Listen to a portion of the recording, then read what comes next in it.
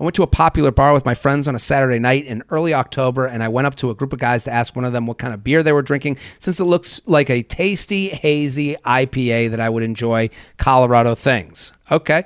The group immediately invited me to join them in conversation. Eventually, one of the guys that had mentioned he had just moved here a month ago started talking to me one-on-one. We chatted for a long time. I immediately sensed a connection. Before him and his friends left to head to the bars across the street, he said we should go out sometime and ask for my number. Time went on, and my group of friends decided to head to the bar that he said he was going to. So I texted him to see if he was still there, to which he said yes, and there was room at the table for me to join him. See screenshot 1 attached. Okay, so let's see screenshot 1. Let's see.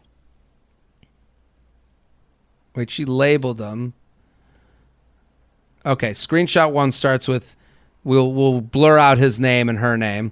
Okay. Okay, and I'll just say, you be her, but let's blur out the name of the, I guess we don't have to. She said Colorado things, so we'll give you a plug to this bar. Are you guys at Happy Camper? We're heading that way in a few. Yeah, we have room at the table. Where's your table? To the left. Okay.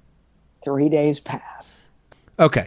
We continued talking all night. So that was how they got together. We continued talking all night and eventually headed back to his place with his friend who was visiting from out of town. It was getting late, and when he asked me to spend the night, I said yes because we were having such a good time, and I thought, why not? We got a little handsy, but no sex. The next morning, he offered to drop me off at my place, and when we turned on his car, his radio was on a comedy radio station. I joked and asked if he enjoyed listening to comedy radio, and he said no. But he hadn't had time to find the good radio stations because he's been super busy hosting friends and family every weekend since he moved here. And between playing host and working as a brand new lawyer, booking hours, he just hadn't had a lot of time to himself. I started taking that as a sign that he didn't want to date. But then he dropped me off at my place, and he confirmed that he had my number and grabbed my face for a cute goodbye kiss. It was now Monday night, and I hadn't heard from him, so I decided to text him to see if he wanted to hang out before I left for my trip on Thursday. I was leaving for 10 days for my friend's bachelorette and wedding, and I wanted to see if we could hang before I left. He seemed genuinely interested but busy. I decided to shove the ball in his court and let him know when I was back that I wanted to grab drinks. See screenshot 2 for his response. Okay, so here's screenshot 2. At first I say, hey, how was your Monday? Also, not sure what your week looks like, but I'd love to grab a drink or something before I head on my trap. Okay. Hey, it was good, but I'm dead tired from entertaining Nick all weekend. We had several drinks yesterday around Rhino. How was your day? And this week is turning into a mess at work already, so it might be difficult. LOL. When do you leave again? The joys of hosting friends. Today was pretty good. I had no meetings, which almost never happens anymore. And I leave Thursday night. Nice. That's great. I don't think I can swing Tuesday or Wednesday, though. They're probably going to be late nights. Oh, Cam, sorry you're going to have to work later. So I'm going to go, okay, he has his read receipts on. And for the whole time I was gone on my trip, my last message about getting drinks was left delivered. I thought for sure he was ignoring me, but the day after I got back, October 26th, he sent me a text letting me know that he just didn't have time to date. I decided to respond in a way that was understanding and leave the door open because I thought we had a strong connection. Okay, so let's go to that last screenshot. Sure. Do you want to read yours? Hey, I hope your day has been great and that you don't have to work super late tonight. I get back on the 25th, so let me know when we are grabbing those drinks. Hey, I'm sorry. I've been crazy busy with work, entertaining, and traveling for a wedding last weekend. Honestly, I'm just trying to settle in right now. I don't think I'm ready to start dating. I hope you understand. I'm tired just reading that, even though I'm crying on the inside because I've been rejected again. Insertion from Lisa Lampanelli. No worries. Kind of, even though I'm worried. Hope you finally get settled in and have time to finally find the good radio station. See, I'm a good listener. Look at me. Who's a good girl? Who's a good girl? Don't be a stranger. Okay, now I realize a lot of those edits were for me, but am I allowed to comment? You please. I mean, please comment because I think... Tale as old as time. Here's the classic. No one's at fault here. No. He's a guy who doesn't like her enough to date. If he liked her enough, he'd date her.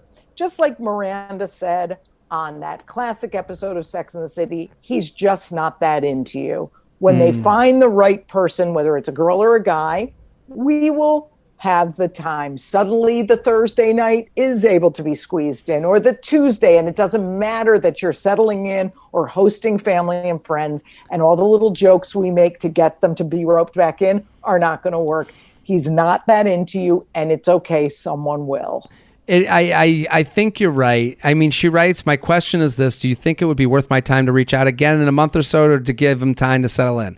Or do you think he just shut the door, but he doesn't care by sending that last message? Thought of you once you're now becoming annoying. And I say that because I've been that annoying chick for 40 fucking years. So she did right. I'm with you, Lisa. The last thing I will mention is that I sent him a follow request on Instagram to stay in touch, and to this day, it's still sitting there. Yeah, I had my guy. World. I had my guy friend request him. He immediately accepted it. So is he choosing to not accept mine for a reason? What gives? Would love to hear your thoughts. Why wouldn't he accept the friend request? I think this guy, he's saying he's putting up a boundary that is actually respectful in a certain way. Because he's not. Let's say he lets you follow him after he knows that you want to go out with him and he doesn't want to go out with you. Now he's kind of being a dick. He's letting you go. Yeah, you can watch the party. You can see how great this thing is over here. What he's saying is, I'm going to keep in touch with people that I can. My actions are my honesty. And but he is, because he's going, you had a nice night, you slept over, you got handsy, no sex, no harm, no foul. She was a great girl. She was a cute girl, someone I was attracted enough to sleep in a bed with, but I'm just not feeling a connection. And and that's not about her.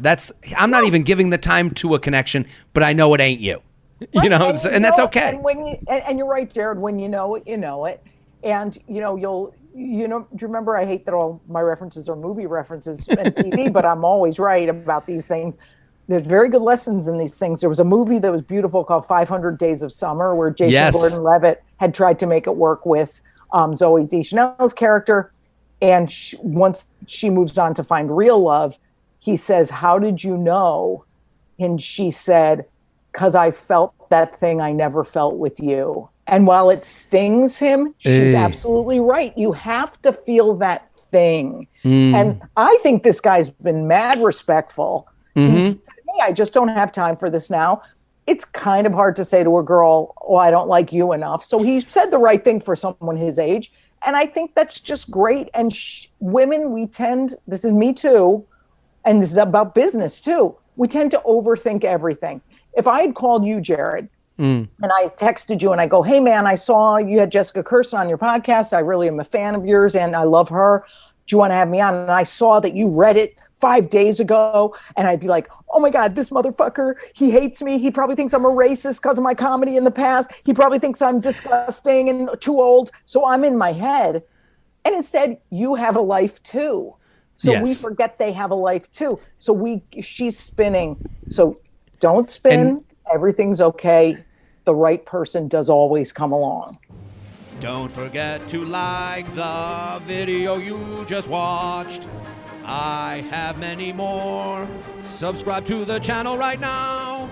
Like and subscribe, like and subscribe, like and subscribe, you fool.